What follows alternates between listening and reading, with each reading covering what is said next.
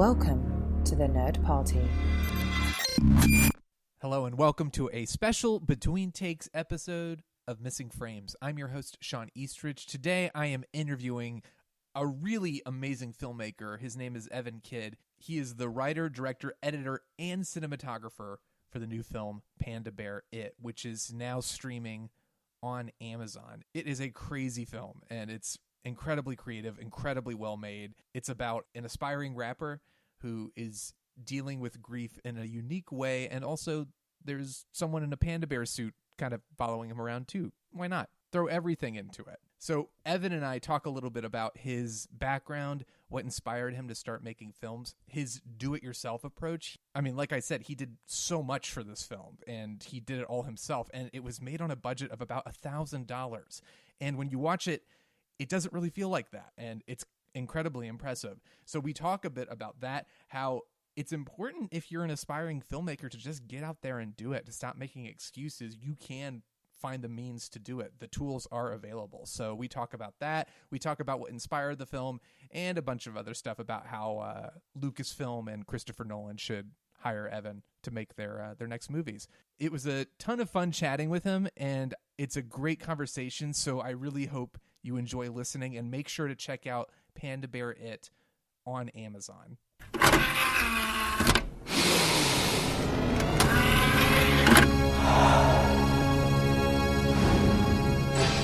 Now available to own on video cassette. Well, Evan, first of all, thank you for being here. Thank you for being here on the internet with me. Happy to be here on the internet, man. Thanks for having me. Aren't we? We should all be happy to be on the internet. We should be happy to be anywhere. It's a crazy time. So being anywhere, even if it's on the internet, this is good. We're making progress. Yeah, exactly. So I just watched your film Panda Bear It, which is just crazy and great. And you are just like, you're kind of do you feel like, is it okay for me to call you a prodigy? Would you enjoy that term? Can I call you a prodigy? Well, I mean, I don't know about that, but I mean, I appreciate the compliment. Take it. I say that because, like, I was so impressed with the fact that I was, scoping this out on IMDb, and I assume this is true. I believe you are the one putting the information in there. This was shot for $1,000. Yeah. And you, in general, have this vibe of, like, based on your YouTube channel, based on the other stuff you've done, you've been kind of like, I just kind of felt like making a movie, so I did it. And that, to me, I mean, if prodigy is too strong of a word, we can pick maybe a one syllable out of the word prodigy, like pra or di or g, and assign that to you. Because that's pretty awesome. You have a lot of people, myself included, who sit around and say, oh man, I would love to make something, and don't do it. But you're just doing it. So kudos to you. Is that just something that you've always been capable of? Was there a breaking point for you where you were like, you know what, I'm tired of being that person, I want to do it? Or is this something that you've always done? Man, it's just sort of like, I think it's just impatience. After a while, I just look to do a thing, and then I'm like, man, I can't sit, and I need to do it. It may be too much coffee, too much sugar, I don't know, too much something, but something in the water, I guess, man. But no, I don't know, for real, I just love making movies. And for me, I know I'm very, like, positive but also realistic, and I'm a realist, and I understand that as Mark Duplass said many years ago at South by Southwest, the cavalry is not coming. And as indie filmmakers, it's kind of enlightening and inspiring once you realize, well, we can make, we can write, we can do, and that needs to be why we're doing the things we're doing, not always to, get some big investor, producer, Hollywood bigwig to come in and fund your project, and then, hey, now you're doing Star Wars. I'd love for that. Although to be that's the case. Nice. That's nice. Yes. Hey, that's a nice goal. They're making 10 Star Wars shows now next year or whatever it is. I mean, surely they have room to just throw me on the lowest tier one to direct an episode, right? So I think we can make this happen. Yes. I think we're on our way. Yeah, they have their hands full. They are inventing shows before they even know who's going to be running it, who's going to be directing it. So I think there's a really solid chance of you getting in on that for Sick. Sure. I'll count on it. Well, I mean, like, look at George Lucas. He was starting off making his own movies, practically independent, like THX 1138. So That's there right. you go. These are things. These are within your grasp. The next step is Star Wars. But what was the first movie you made? Like, what was the first one? Was it a I want to know when it happened, and then like from there, what were the next steps? Like, was it like, oh, well, I'll keep doing this? Did you go to film school? How did this all pan out? Yeah, so this is almost like two answers. So I have like two answers for a first film. The first would be like my legitimate like first film on IMDb that like you would find on the internet, and that's Spaz Out, and it was like a documentary I made in 2013, just roving around this like underground punk rock music festival thing that was like happening in abandoned warehouses, and just like interviewing the people who were making it tick.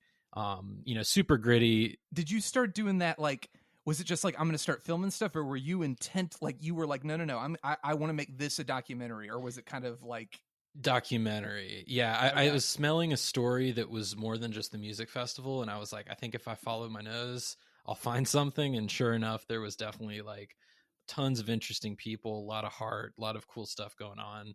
And that was in a small town in Greenville, North Carolina, where I also went to film school at East Carolina University, and kind of learned the nuts and bolts of, composing a shot, rule of thirds, making sure the audio doesn't sound like garbage, just kind of all those basic things, like a little bit of everything. And I think that kind of like workman way of making films kind of translated through, because I think when I first started film school, I had this illusion of like, we're going to do this, then pack it up to LA and that's it. That's all she wrote.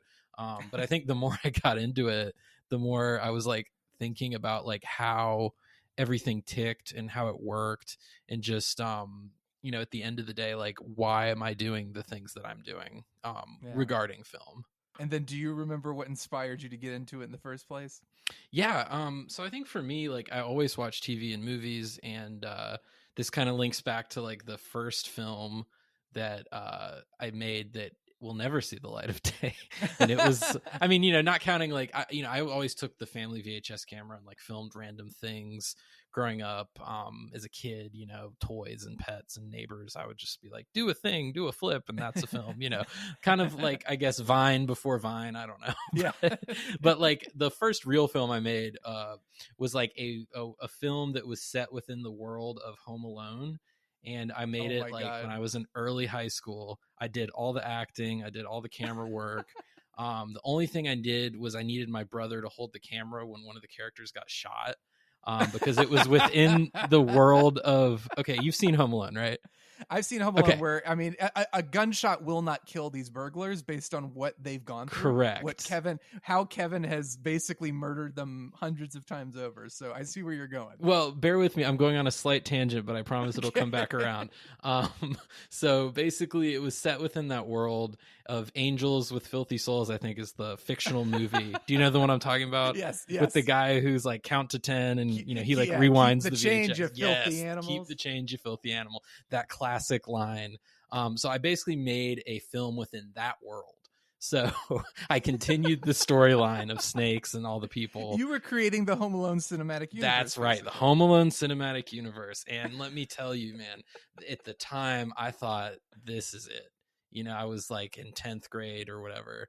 And I was like, this is, a stroke of genius here. I'm hitting something. And I like put it away because I hated how I was acting. And I watched it the next year and I was like, thank God I did not put this on the internet. I can delete it. There is no trace of it aside from like one thumb drive. So. It definitely, when you describe it, it sounds very endearing. It sounds like it's not the case to actually watch it. No, it's very cringe to watch, but hey, it helped kickstart all this. So. That's it. So you have to start somewhere, and what better way than kicking off the Home Alone cinematic universe? But when did you decide to make the move from documentary to like actual narrative storytelling? Was it a natural thing, or was it something where it was just like, I tried this, let me give this a shot now? Yeah, so it's funny, like I've actually never left documentary. I kind of ping pong back and forth like a crazy person every once in a while.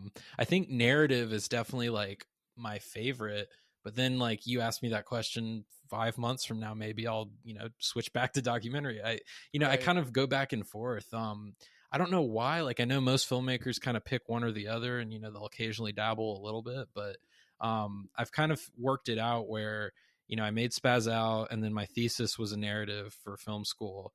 It was a short called Displacement Welcomed. And then the next year was when I did my first feature, narrative Son of Clowns, also in North Carolina, for like no money. And that kind of kickstarted a bunch of things. And then I did this documentary for 5 years while I was doing all that, called Run of the Picture, and it was about like a filmmaker who was also an Olympic runner. So super meta, super like full of craziness. And then I did Panda Bear, which is narrative. So who knows? Maybe I'll ping pong back if I find a story that's compelling enough. But yeah. What sparked the idea for Panda Barrett? Like, I mean, what was the first germ of an idea of like, well, this is my next feature? Yeah. So Panda Barrett was super weird how it came together. Like, I had been a few years removed from Son of Clowns, and I had seen the underbelly of the indie film world and film festivals, and kind of you have to get your heart broken a little bit to understand how it works. And not that I had any illusions when I made the film that I was gonna make me the guy who's making the next Star Wars, but you kind of just think, I don't know how to explain it. Like, it's, I think, just naivete when you're younger. Well, you put a lot of heart and soul in. Yeah. I mean, it's not just that. It's like full on creative energy, but it's exhausting. It's physical energy. And it's like at the end of it, you want to feel like you came out of it with the greatest thing ever that will blow everybody away. And then you realize, you look around and people are like, oh, that's good. All right, what's next? And it's like, exactly. Excuse me. So I imagine, I mean, it takes a toll. It's a wild machine, and like the ride is crazy, but it's so worth it, because at the end of the day, I'm so glad I did all that, because like I now understand. Yeah. And just like getting it out of your system, having something to say. I'm still super proud of that film, but like it's so crucial to get that out of your system. And I say that like time and time again, just so you can understand the long game of being a filmmaker. And the way it works is to just keep making things, and it's not always about who's coming to rescue you, because oftentimes no one ever will. And you have to find not to get too deep, only 10 minutes into this, but like just really find that like zen of like, I want to be a filmmaker because I want to tell stories, and this is the way I'm telling stories. And if it gets better and bigger budgets and big monsters and CGI, that's great. But if it's just me and two other people and just making stuff in my backyard, that's awesome too. A story is a story, no matter how you slice it. And sometimes the big CGI monsters don't do that much. So, and Panda Bear, was it the panda? Were you like, I just want to put somebody in a Panda Bear suit and let's? Yeah, I'll just say, like, it was just a weird like thought that was super fleeting. So the guy who plays the lead, Camus Leonardo, he's a rapper in Durham, North Carolina, which is right near Raleigh, and super talented guy. And this was actually his like acting debut. And before Panda Bear, that's crazy, because he's a natural. He's so good. Awesome. He is so good. And I, can't wait to work with him again. I need, COVID to like stop being a thing so that we can make 100 more movies together. Cause like, I want to work with him, seriously. And I want other people to work with him too, cause he's just super talented. But we were like, before all that, like before the film was even like a thing, we were talking about making a music video. And that was all it was. And there was this track, and it was kind of serious. And then we were talking about like how to make it kind of funky. And I was like, well, what if we just like, I don't know, threw this Panda Bear, mascot guy in the background or whatever. And that was like just never addressed in the music video, even though it was very serious. And he was like, yeah, okay, you think that would work? I'm like, I mean, maybe not. And, but we could try it. Like, we were just kind of, at a coffee shop spitballing ideas.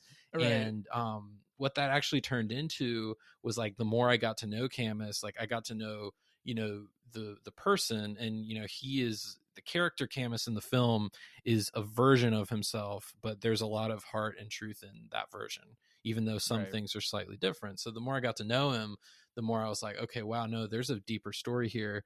And what we basically ended up doing was making a movie about grief, and the Panda Bear, which was this like absurd, crazy thing, was basically kind of a representation of that grief that, follows you around and is like super silly and loud in presentation, but oftentimes under the surface, it's like, oh, this gets kind of crazy and dark. So it's a weird movie, basically, long story short. It's weird is good. Yeah, weird is good. But if you like weird, I think you'll like Panda Bear. Yeah. And where do you find the balance when it's, I mean, because that was what was interesting to me, is it took me a little bit to realize, oh, his girlfriend, she died. And it wasn't like, at first I was like, was it a breakup? And then I started to put it together, and I was like, okay, this thing is kind of haunting him in some weird way, but also kind of like an angel on his shoulder trying to get him to be creative again, or to push past his grief and create again. But I guess as you're writing this and as you're coming up with the story, where do you find the balance, and how do you, because it is, like you said, it's crazy, and sometimes it's just flat out like just goofy and like but hilarious, and then you have to balance it out with these very sincere, heartfelt moments where, especially the scene with the farmer near the end, and I don't want to spoil anything, but I there's some really intense, moving stuff. Where do you find that balance? What for you is the kind of the point where you say, all right, I got to pull it back and make it more grounded? I think the biggest inspiration for the balance just comes from life for me. It's just the truthful of it, just the truthful nature of it. And I think it shows us that, life is not one note. And, when a terrible thing happens, funny things still sort of find their way to you. And, you may not find them super funny in the moment, but they can still occur, and you can, stub your toe and drop a cake or do something crazy. And, I mean, it may be kind of depressing, but there is humor. And then oftentimes in humor, there's also a lot of sadness and a lot of drama that's being masked by the humor. And so it was kind of like a way to, it's all a circle at the end of the day. So it's like, no matter which way you're going on that circle toward the comedy or drama, it always leads back around. And that was kind of the through line for me when I was trying to find the balance. And there's, probably 20 minutes of footage that were on the cutting room floor from the shoot where it was even more dramatic. And I kind of had to scale it back a little bit because I didn't want it to be just too melodramatic and too one note. Like you said, the whole thing about, there was a line originally that addressed what happened to the girlfriend. And you found out a lot earlier in the movie that she had passed. And I took it out because I wanted to keep the viewer guessing, but also it didn't matter how she died. It was just that she did. Right. And that exposition ultimately did nothing for the story. Because the story was about the grief and the understanding to that shock, not so much the event itself. So, and with Damien, like this being his first real acting debut, was there a sense of nervousness there? How do you talk him through like hitting some of these emotional beats? Because like I said, he's great in the film and he has such a natural presence. Like he was very I'm very impressed to hear that he was like, this was his first thing, really. So for you as a director, having conversations with him, helping him maybe overcome some of his insecurities about it, or was he just like gung-ho, no, let's do this? He was so awesome. He was like my biggest cheerleader through this whole thing. He was like, whatever you want to do, man, let's go. I'll give you 100%. You want another take, let me know. And oftentimes I'd be like, man, I don't need another take. You're just like killing it out here. And again, it loops back to, he had done some music videos before. So I think that helps a little bit, but like, scripted and acting, I mean, this was first time for him. And, yes, we did do rehearsals. But I think a lot of it is just me getting to know him, and the time before I wrote the film helped me kind of shape the character to be a version of himself. And, again, while this character Camus, it's not exactly what happened to him. He did recently lose someone, and it, wasn't his girlfriend, but, the way he talked about that to me and the way I understood his grief process, I think he put a lot of that into the film. And he would tell me later, we did a spin-off talk about just all the stuff afterwards, and kind of got to recap and just digest everything. And he was saying it was very therapeutic for him in a way, very difficult too, but I think for him a lot of it was real, and I could sense it in the room. And just the way he would be able to like act, and then kind of come back out of it and make a joke or something, because the script is not all that drama all the time, but when it happens, it happens. So, I mean, my hat is just off to him, because he truly did an incredible job. So. And what about Melissa? How did you? She plays the panda. Yes. How do you explain this role to her, where you're basically like, okay, you're kind of in it, but you're also a panda. Yeah. Like, so it's and funny. what were the conversation like? How do you? how did she find the character? How you work with her to find the character when she is wearing this outfit basically the whole movie? Yeah, and that's what was so funny is like when I put out the casting call online, I made sure to say 100% of the time, like, you are in a full body panda bear costume. Like, it covers your face, it's hot. We were doing masks before masks. In North Carolina. Yes, yeah, exactly. Like, when did you film during the summer? Thankfully we filmed like October and November of 2019. Okay. So it was cooling down a bit, but there were still, Gotcha. you know how it is. There's still a few hot days that rear their head. And the thing with that panda costume, she was a trooper. Like, it was so hot in there sometimes. Like, we would all be fine, and then she would be like pulling off the head to, get a drink of water, and she'd be like, it's like a sauna in here. Like, very little ventilation. I mean, we bought the thing, not it was pretty cheap because we didn't have a lot of money, so we didn't get the highest end. No expense. Spared no expense for the panda.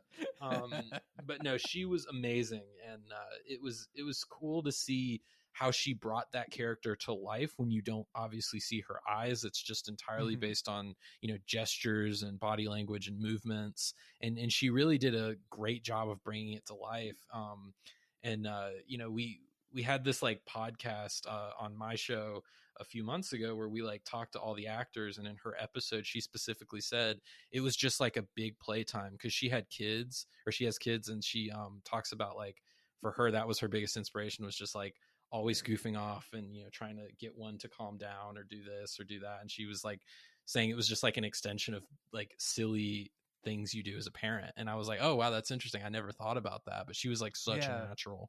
I get that vibe specifically in the scene when he's going off camping and they're in the field. There's a sense of like, this may not be the case, so tell me if I'm wrong, but I almost got the sense of you kind of like saying, all right, we're rolling and let's just see what happens here. Is that close to the mark? Yes, that montage where they're just like in the field going camping. Yeah. Like there was a little bit of direction, but it was like, here, Melissa, take this stick. What do you think Panda would do? And she was like, I don't know. Panda wants him to hurry up. And Panda would throw it. That's what she did. Because she wanted to hurry up and get the take. And, because it's hot. And like, I love that. Because like Panda was like funny like that. Like Panda would tell him to hurry up sometimes when he was writing and taking too long to like get his thoughts down for the song he's writing. Because he like writes a song within the film. And Panda would just be impatient, and I think that like always added to the humor. Panda was just such a funky character because Camus is the only person who can see her the whole film, and so obviously like Panda will appear in different points where other people are there, and Camus will see and try to like not acknowledge, but it's like funny because Panda's like trying to get his attention. And so it was like the first dip of surrealism I've kind of been able to put into my movies, and it was so much fun. So well, it's great. There is a dreamlike quality to the film, and I wanted to ask you, when you're working with such limited resources, because again, I'm so impressed by you and what you've pulled off here, because not only did you write and direct this, you also edited it and you shot it. So I need to understand, the film doesn't like it doesn't feel amateurish to me. It feels confident, and it feels like, okay, this guy knows what he's doing. So how do you approach that when you have such limited resources? And as not only are you're directing it, but you're also, I assume you're the one lighting it and figuring all this stuff out, because there's so many. And I'm thinking of that sequence in particular because that's such a fun sequence. And then it cuts to them at night, and it's just like, how did you even shoot this at night just based on the amount of resources that were at your disposal? So what is important to you, knowing what you have at your disposal, to make sure like you're like, I want this to look as professional as it possibly can within the limitations? What's the most important steps to take in that regard? For me, I think it was just finding the ways in which we could do shots easier, work smarter, not harder, like the wood scene you're mentioning where they're, camping, normally if you're shooting that legitimately out in the middle of the woods, which all the daytime scenes for the woods we did, because lighting wasn't as much of a concern because, that sun be working. Right. And, it was doing its thing, and we had the reflectors and all that and the flags. But, at night, it's so much harder to shoot when you don't have electricity, and, battery helps. And, we had like a few of those little lights with battery, but we had a light kit. and we wanted to use it. And so what we did was we figured out that where we filmed Camus's like house scenes at, there was this big, expansive woods behind it. And we found that if we got like a 40 foot extension cable, we could just run power from the house out into where the woods started. And then we just never faced the house. So it just kind of looked like it stitched together, even though it was in a completely different part of the state. And, when you're editing, you don't know all that. So was there anything you were particularly like, I can't believe we pulled this off, or anything you're particularly proud of? Yeah, the shots were there's a shot where he's like walking in the woods. That's kind of a dream sequence. It's only a few seconds long, but he's got his little lantern and he's like turning around because Panda's following. And I just love the way that came together. And the cinematography was interesting because this was the first real narrative project, not counting like one short I did, where it was like a full film that I shot that was narrative. And I think what helped me with that was documentary beforehand, because I would usually always shoot all my documentaries myself just out of kind of necessity. And I was like, well, it's documentary. I don't have to be the best shooter in the world. It's fine. But, I eventually, I guess, got a little more competent, and I've done quite a bit of shooting in the years since that first documentary, both narrative and otherwise, and for other people, and, day jobs and music videos and stuff like that. So when it came to Panda Barrett, I'd always prefer to work with a cinematographer, but I kind of knew the look I wanted, and it came down to the people I wanted to work with weren't available, but I also knew I wanted to shoot in fall to get that kind of transitional look, just because it matched, the palette of Camus and what he was going through in the film. So I kind of had that now or never moment where I was like, I'm going to either need to shoot this myself or wait for another cinematographer to be available. And that might not be till fall 2020. And obviously I'm glad I didn't wait. So. Yeah, that worked out very well. Yeah, good decision. Sometimes it's for the best. And I'm pretty pleased with it. I think it's the best stuff I've shot yet. And I mean, I think it took 7-8 years of practicing and doing a bunch of other stuff beforehand to kind of feel comfortable doing that. But it was definitely interesting doing all of that stuff, and it added a little extra adrenaline rush when you're in the field, just because not only are you directing, but you're making sure the cards are not full or formatted wrong, or doing all that data management and stuff like that. Is that something where you're going to be happy to pass off that role to somebody else someday, like when you're able to start, or is it something where you're like, oh, you know what, I kind of maybe I'll try it again sometime? I mean, I don't miss the stress, but there is a part of me that's very pleased to know I can do that. It's like, if I ever have to do that, I can do that. And, with the world we're in today, maybe when films start shooting, they're small again for a while. And I mean, I've always kind of had small sets anyway, because I'm indie in the way that just, cookie crumbles. But, it's nice to know you have the option, just because sometimes it lets you do a thing where you might not have been able to do a thing prior. And it's funny, like coming from my first feature, Son of Clowns, I had a cinematographer, and then it's like funny that in my second I would just do it myself, because some people would say that's almost like a step backwards, but for me it almost felt like just a proving ground to say, like, if I ever have to do it, I can. But more than certainly, if I can be blessed enough to work with an awesome cinematographer, I would 100% do that too. Do you have a favorite role though? Like, I mean, like I said, directed, wrote, edited, cinematographer, also acting, a little bit of acting as well. Yeah. You get a cameo in the film. Very small cameo. It was bigger cameo. And I cut more of it out just because I couldn't stomach myself. So. You're like, you had flashbacks to that Home Alone movie. I did. I was like, do it. I was like, this is too much. But do you is there a role, like, is directing your thing, or are you like, actually, you know what, maybe editing, like I'd prefer to do that a little bit more? Or is it just like, is there anyone you prefer over another? Yeah.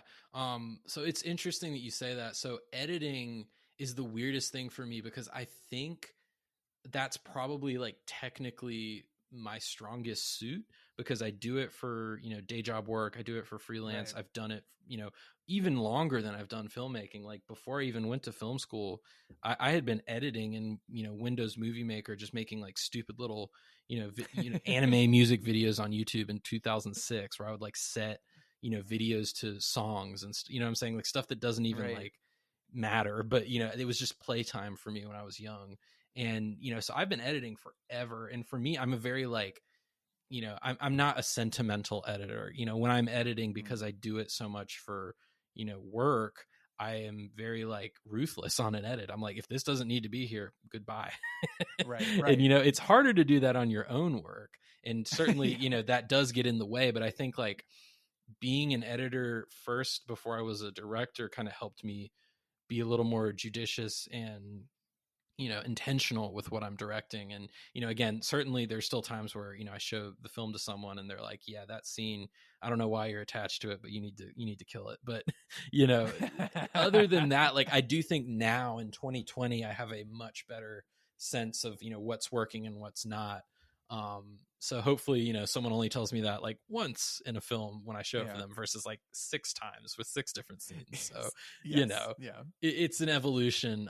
But I think like in addition to that, like my favorite place is like writer director, and I fuse them together because for me they are always fused together. Like when I write a script, I really don't have any intention of giving it off to anyone else to direct.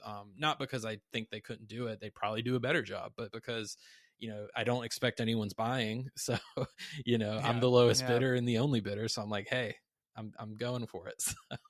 That's awesome though. Yeah. That's really awesome. My next question is just in terms of what happens next. Like, I mean, the world is nuts right now, and Panda Bear, was this kind of your intended rolling out of the film regardless of COVID, like to get, because it's streaming on Amazon right now, and I think, is it streaming in other places too, or is it just Amazon at the moment? Just Amazon at the moment, but stay tuned. There is some other maybes, but I can't quite say yet, but hopefully.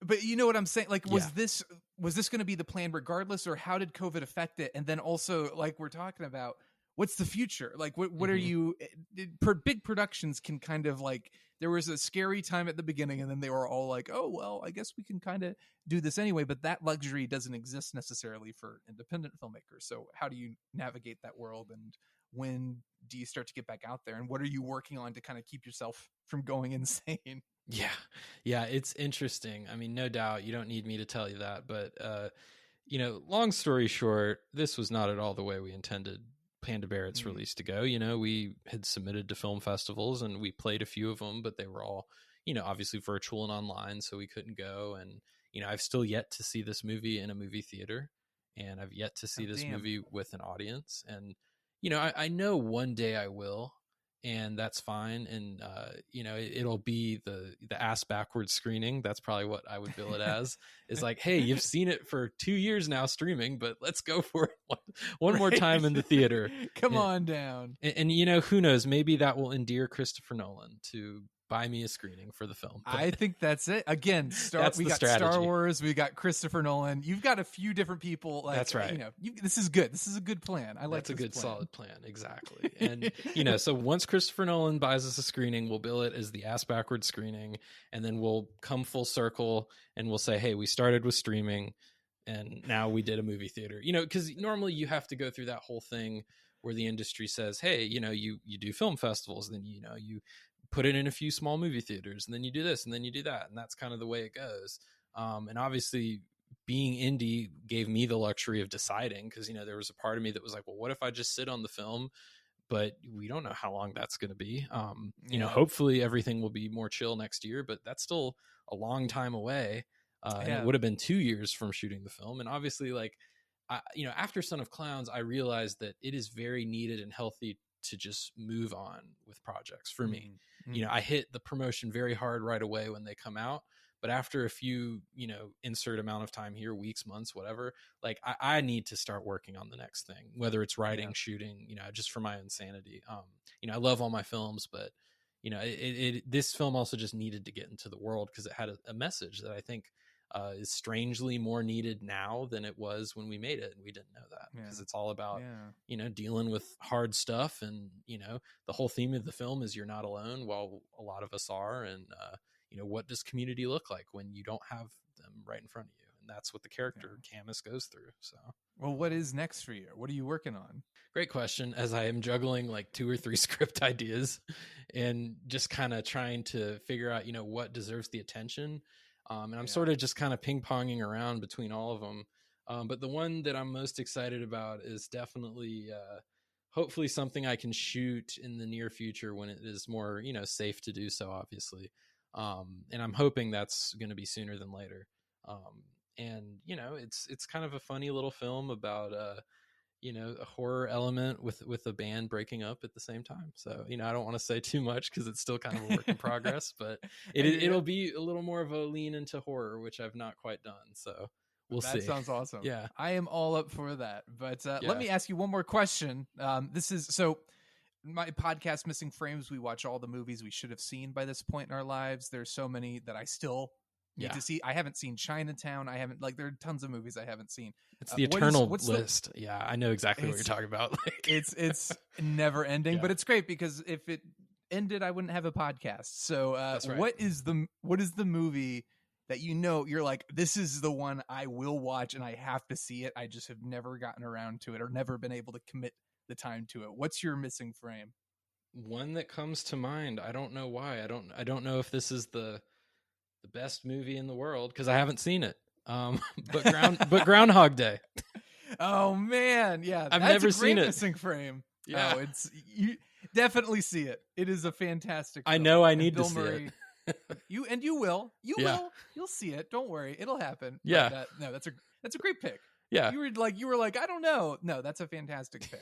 That was the first one that came to mind. So maybe that's my subconscious giving me a nudge. All right. Well, Evan, this is an awesome film. I can't wait to see other things from you. I can't wait to see where you go. And I'm extremely impressed with what you've been able to pull off just on your own. I think that's really inspiring. Do you want to leave any advice for the young up and comers who are trying to get into film? And obviously now is not the best time to be doing that, but what's your advice? Like, what's the final words to send them off into the galaxy far, far away to inspire them? Yeah. I would say, if you're debating on making a film, you should probably just do it because you wouldn't be debating if it wasn't important to you. And, if you have a story that you feel is unique to yourself and your experience that you don't see out in the world, you should be the one to tell it because, no one else will. No one else has your mind and your, years of experience in your life story. So I think that you should be that person to put it in the world. And it doesn't mean it's going to be easy. It doesn't mean it's going to be loved. It doesn't mean, it's going to be the next big thing. 4 people may watch it and then, we all move on and get some Chipotle, but, which, that's our life, that's fine. But if you get it out of your system, you've grown as an artist and then you're out there preparing to make the next one. And you wouldn't have done that if you didn't make the first one. So that's what I would always say is it's my roundabout way of saying, just do it. But nobody wants to hear just do it. But you got to do it. You got to do it. How about instead of just do it, you got to do it. You got to do it, man. Come on. Come on is my advice. So where can people I mean, the movie is streaming on Amazon. Where can people find you and other work that you've done? And if they want to ask you questions about it, is there a tweeter that they can find you on? Give us all the deets. There is one of those. I'm on one of those tweeters. So at Mr. Evan Kidd, that is my Twitter, and Panda Barrett, it's got one as well. And like you said, the film's on Amazon, so you can go stream it tonight. Tell a friend, and a couple of my other films are out there too. And I'm really big on YouTube. Not actually big. I have like 500 subscribers. But I'm big on putting things 500 subscribers on YouTube. Yeah, there you go. That's exactly the way to say it. That came out wrong, but the way I mean to say it is like I'm big on like dumping all this information that is very specific to film out of my brain database and like just into the world. And I think YouTube is the best way to do it because, tweets get buried, posts get forgotten, but YouTube, you can rewind, you can get the person's actual, talking self out there and hear what they're saying, kind of like a podcast, but it's just the way I've been doing things. So just dumping that knowledge and also putting, films like my first film, Son of Clowns, is on YouTube, and it was, cool because it's on Amazon. But like when I dropped it there were people who were saying, oh yeah, I'm in Germany and there's no way to watch Amazon Prime there, the way it's region locked and stuff with your film. So that was cool to do. And so, those are kind of the easiest places to find me. Awesome. Well, Evan, thank you so much. best of Totally. luck. We will stay in touch. We will chat again. Please do. I'm sure more things will be coming out down the pipeline once things are a little less insane in the world. But I'm very much looking forward to it. So thank you so much for taking the time to chat with me. Thanks, Sean. I appreciate it.